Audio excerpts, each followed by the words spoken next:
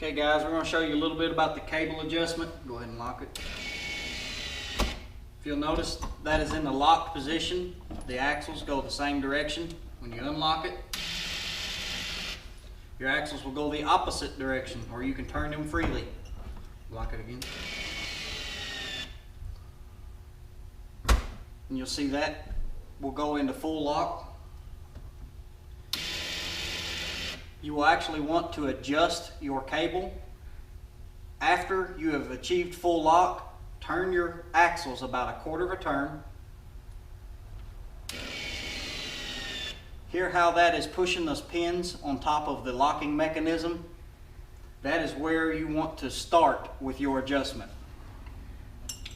You can actually take this, back it off. That will be a looser adjustment. Go ahead. Hit it. Hear that? How that hardly had any strain at all? Then if you tighten it up, okay,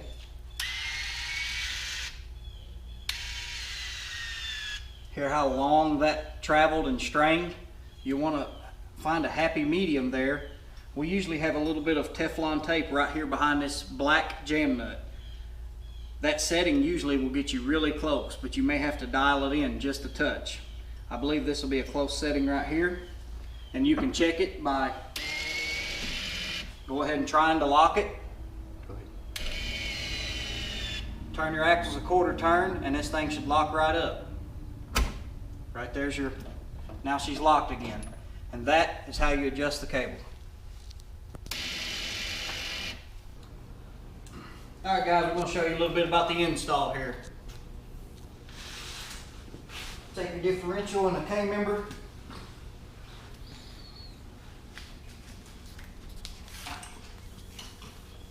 You're actually going to run your cable up through the A-arm like so.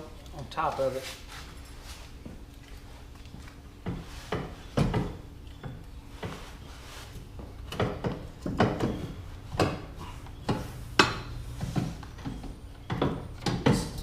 This is the part you edit out.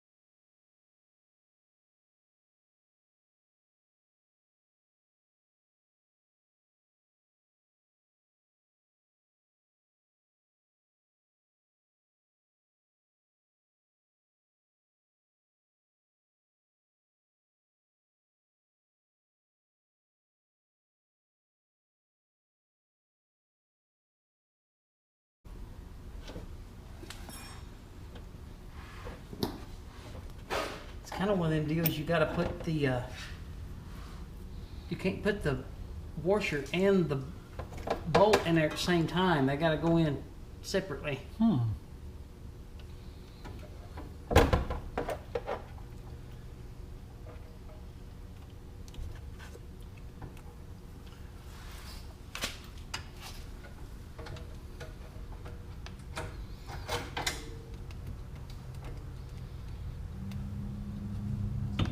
That's it.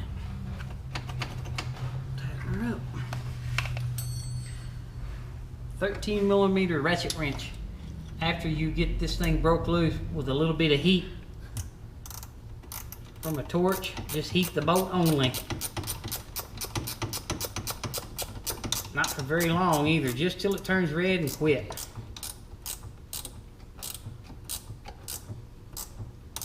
We'll break that Loctite loose.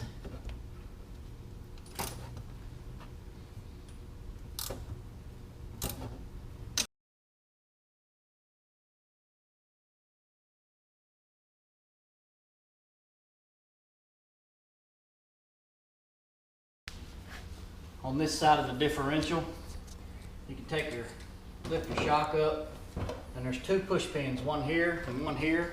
You can see there and there. You can actually peel this plastic out of the way a little bit and take your cable.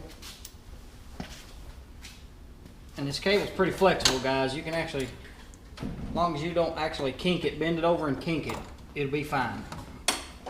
You'll kind of run it in that direction there and get it over toward your passenger side. Let your plastic back.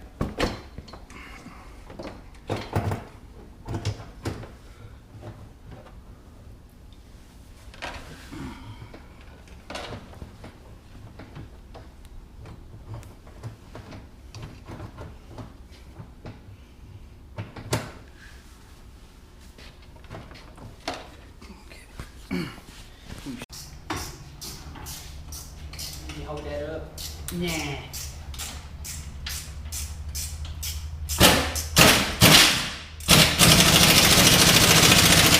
got the 15? No.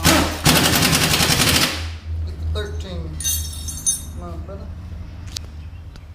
Baby, 15 millimeter ring.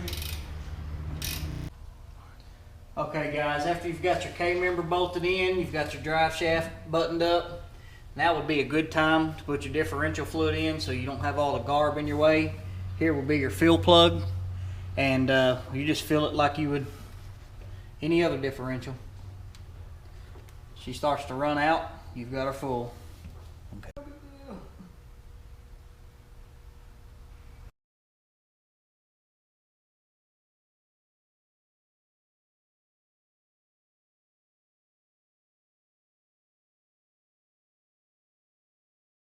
Cable is actually touching this brake line here.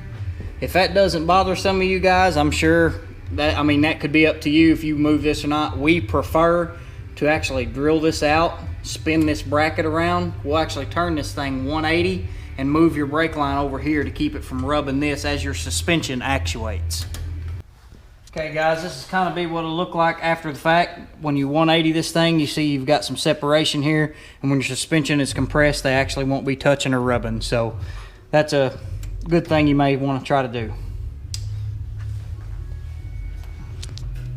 To get your cable installed here on the passenger side, you can actually run your hole saw through the firewall, up underneath this square tubing here.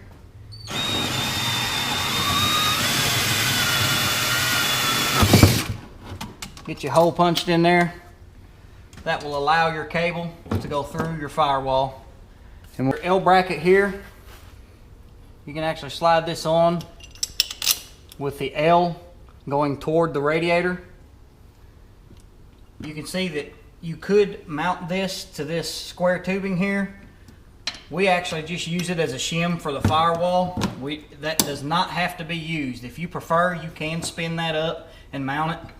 We haven't done it on our personal rigs. It's this motor doesn't cause any push-pull motion to have that braced. So we're just using it simple as a shim at this point.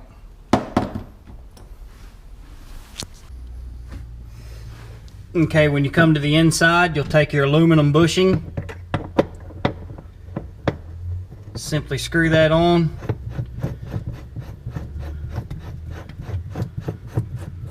Until you snug it up.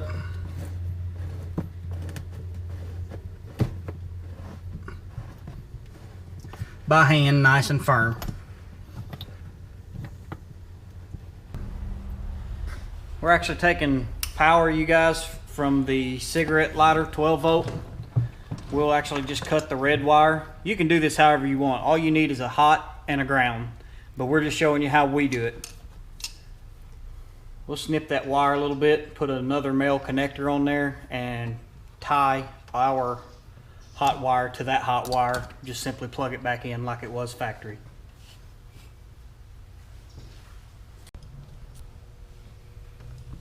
I'd recommend you guys twist these wires together so they don't come apart when you stick the connector on the end of it.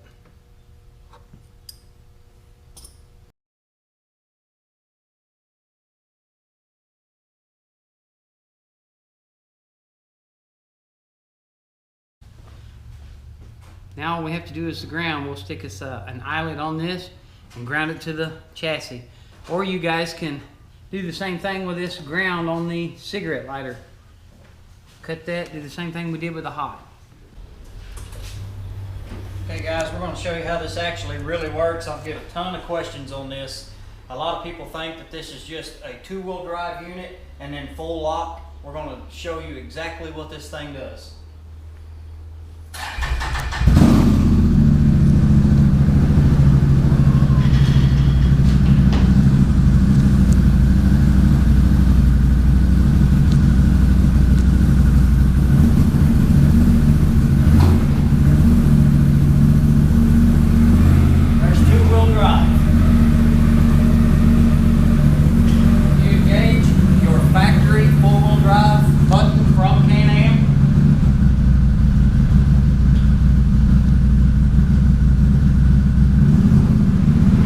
This wheel still all pull 4 wheels, but it's an open differential. You can actually stop one and it will alternate traction to the other side. You can also go to this side and it will alternate traction to that tire, much like the Visco lock without its auto locking feature. Or you